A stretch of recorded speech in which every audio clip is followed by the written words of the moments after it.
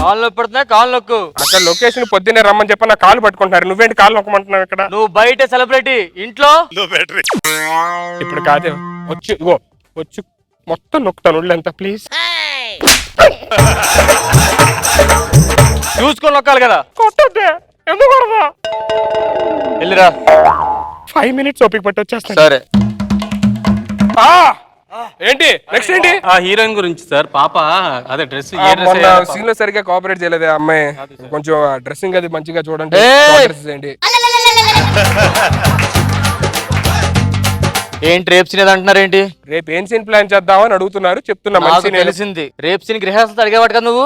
ఎందుకు అడుగుతానే? Rape scene కి ఒకసారి ప్రాక్టీస్ చేస్తా ఇంటికి పంపించమని చెప్పాడు అమ్మాయిని. నేను అడగలేదే.